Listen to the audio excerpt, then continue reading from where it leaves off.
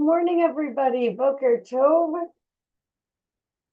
We are looking at Parsha Toldot this morning, which is an incredibly packed Parsha. I mean, in this book of Genesis, we have so many weeks of just packed stories where we could spend hours and hours on each Parsha, of course. But we're going to zoom in a little bit to one scene in the Parsha. And I want to just give a little bit of context of what's happening before jumping into what we are looking at. That Isaac and Rebekah have two sons, Jacob and Esau, Yaakov and Esau, Jacob and Esau. And we've already had one challenging situation between the two sons earlier in the Parsha that we're not looking at, but it happened, and we need to keep it in our mind of just what is the context for the relationship between these two siblings, is that Jacob has already taken the birthright from Esau. That Jacob was the one who was a homebody. He was a chef. He was home making a stew, and Esau was out in the field, and he was working really hard, and he comes back so parched and so hungry, and he says, I'm going to keel over if I don't eat right now. And his brother Jacob says, don't worry, I got you. He made this beautiful pot of a red stew, a lentil stew, and I'm happy to give you some. Esau says, oh, wonderful, thank you, you've saved me. I'm going to faint if I don't eat right now. And Jacob says, okay, just one thing. You need to give me your birthright. Esau is shocked. He says, it really? I mean, that's a serious thing to give away. He says, if you want the stew, you need to give me your birthright. So Esau says, well, I don't really have a choice here because I think I'm going to faint. And imagine we're in the ancient world. If somebody is so deprived of food, if you think you're going to fall over, I mean, this is a very serious thing. So he says, okay, and I'm going to give you my birthright. So Jacob trades the birthright, gets the birthright for a pot of lentil soup. So that has already happened between the two brothers. But we need to keep it in mind. Because what we're going to look at together for a few minutes today is the moment right after Jacob again takes a blessing from Esau. So later in our Parsha, and you might be familiar with the story and you might not, Isaac is getting old, their father Isaac is getting old, and he's going to give his blessing to Esau, the older of the two sons. And Jacob, with the help of his mother, Rebekah, is going to steal it. And what happens is that Esau again is in the fields because he was a man of the fields. He was a man of game. He was a man of hunting, while Jacob was a man of the home. And Esau is out because his father had said, Isaac told Esau, go hunt me some food, prepare me food, and then I'm going to give you my blessing. As Rebekah overhears this, she says to Jacob, you need to get that blessing. So she helps him disguise himself as Esau, as his brother, covering himself in fur because Esau was the hairy one, wearing Esau's clothes so that he would smell like him. And he's able to, again, get the blessing. So now Jacob has not only the birthright, but he also has the blessing. And he steals the blessing from Esau. And that's where we're jumping in. right after he has stolen this blessing. And I want us to look at a few of those lines of what happens when Isaac realizes, Isaac, their father, realizes that he has given the blessing to the wrong son. So with that as kind of a contextual introduction, we're looking at Genesis chapter 27. And what happens is Esau finally comes back. He prepares the meal. He comes to his father and says, "Father, I have the meal." And Isaac is sitting there thinking, "I've already given the blessing away. You just came." He says, No, I didn't come yet." "Yes, you did." And Isaac realizes what happened, that he had given his blessing to the wrong son. So let's take a look together. We're going to look at verse 32, 27:32, and I'm going to share my screen here so that we could all look at it all together. Okay. So here we are. So we're looking together at verse 32, where Isaac says to now Esau, who has come to get the blessing, he says, "Who are you?" And Esau says, "I'm your son, Esau, your firstborn." You could imagine Esau saying, "What do you mean? Who do you think I am? Of course I'm Esau. Of course I'm here. I just went hunting. I got you this meal. I cooked it for you, and now I'm ready to receive my blessing." And Isaac is asking, "Who are you?" And then we get to verse 33 right here. And we read, "Ve'acharad Yitzchak hareda gdola ad me'od." Isaac was seized with very violent trembling. And I just want to look at this again because I want to go through it slowly. Because usually Hebrew takes very few words, and English, we need a few more words. For example, if we say the word lalechet, to walk. So in English, we need two words, to walk, but in Hebrew, just one, lalechet. So we're usually used to seeing fewer Hebrew words and a little bit of a longer English translation.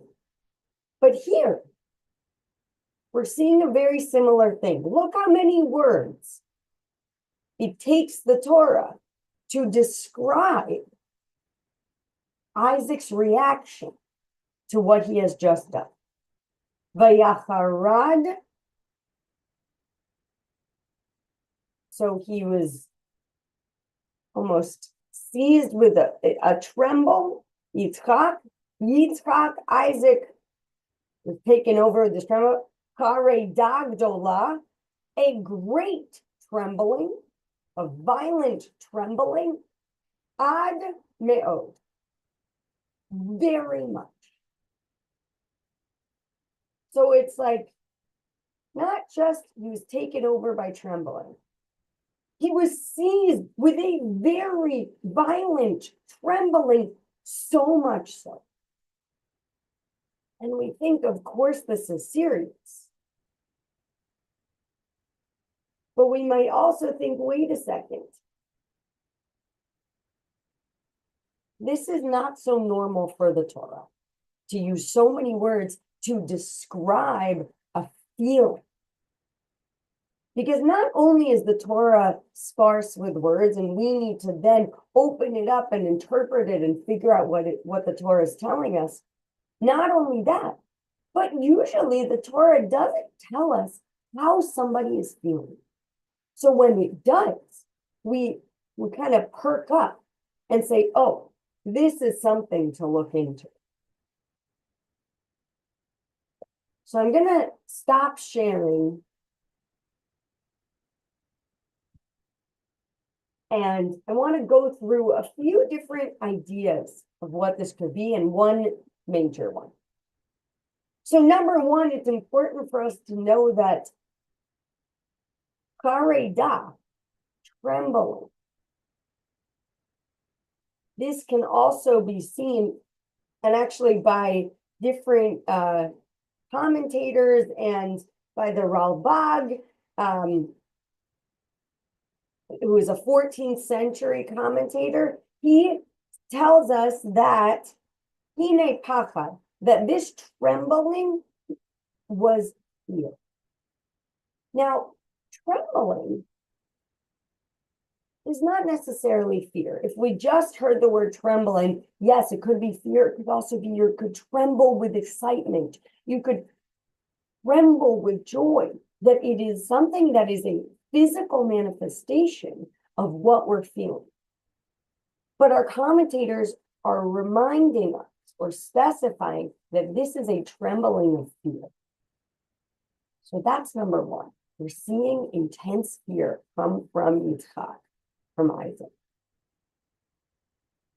And when we think of Yitzchak, of Isaac, and fear and trembling, and we're seeing so much emotion here, we might think that it could harken back to something of its past. So I want to read for you from the Midrash, from Midrash Tanhuma. And what Midrash Tanhuma does is the Tanhuma goes through different parts of the Torah by, with our Parshiot. And I want to read to you what the Midrash says. I'm not going to share my screen here, so just listen to it. Isaac was seized with a very violent trembling, as we read. He was seized with a very violent trembling, so much. Rabbi Levi said in the name of Rabbi Chama Bar Chanina, a person does not say very much, ad me'od, that extra two words at the end of that sentence, ad me'od, very much, unless there was another instance beforehand.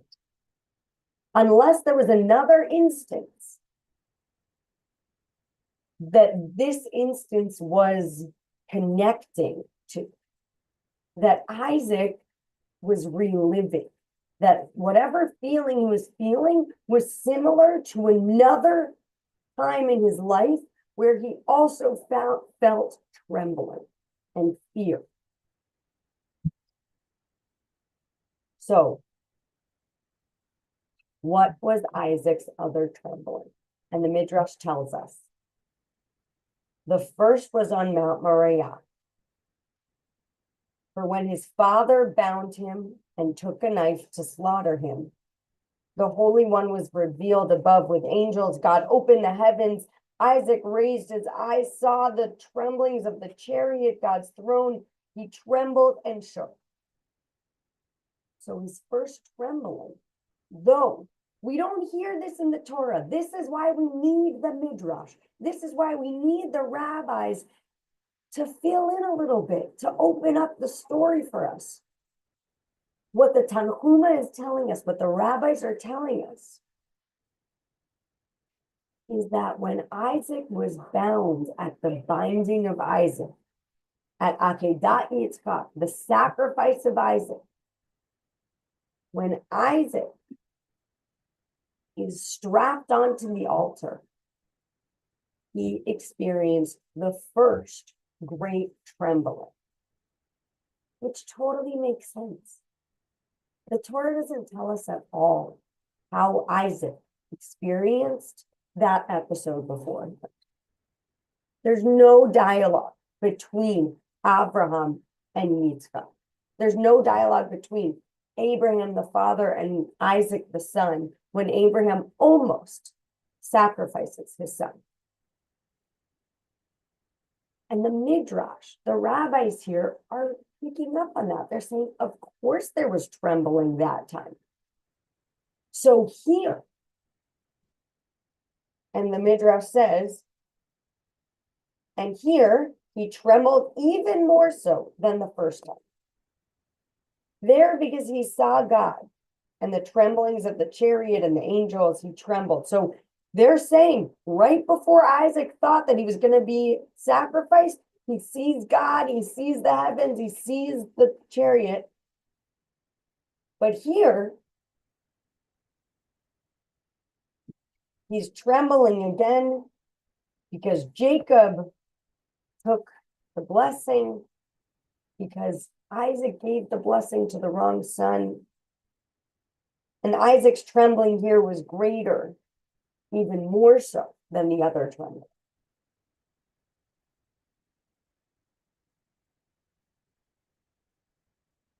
And the Midrash continues to say that Isaac trembled and said, what sin do I have in my hands that I bless the younger one before the older one and I change the order? That Isaac is feeling such intense trembling because now he too has continued a cycle of the father doing something extreme to the son. That he experienced the trembling himself of being sacrificed. And we could say that Esau, though it's not a literal sacrifice, he's feeling that his future has been sacrificed. His birthright is gone. And now his blessing is gone. And the blessing in the Torah, and we see this, the blessing that Isaac had given Jacob is a blessing of wealth, of fertile land, of growth, of all the goodness of the ancient world. Esau is now not going to receive. That his future has been sacrificed. So we see this repetition, and from there we can really imagine that Isaac, the father, who had experienced almost his life being sacrificed and who trembled before God in that moment, has now sacrificed the future of his child yet again and has continued this cycle. So when we see the Torah laboring over how Isaac is feeling here, as the father who just did this again after having experienced a sacrifice of his own in his younger years, we understand why this is so traumatic, why this is so powerful. Because, I mean, we know that when we relive trauma, it can be even greater than the actual event itself. That when somebody is reliving something, it can be more painful than when they were in the moment of the experience. So Isaac is experiencing a form of PTSD from his own sacrifice, as he has just sacrificed the future of his son. And with that, Isaac is in the trembling, and Esau weeps. His son cries. His son shows an incredibly emotional response, which actually changes the narrative. Because when Isaac himself was sacrificed, or almost sacrificed, put on the altar, and then at the end of the day saved by an angel. But when he was almost sacrificed, there's no dialogue. There's no emotional response. There's nothing. We don't even know what relationship there was between Abraham and Isaac after that episode. We don't see any dialogue. We don't see any crying or fear or any words that describe how either parties were feeling afterwards. But Esau actually changes the narrative here. Both characters change the narrative. Isaac, one, in his trembling of actually having an emotional response as the father to hurting his son. And Esau as the son weeping and begging for a blessing. And not just being silent, but actually expressing what his emotions are.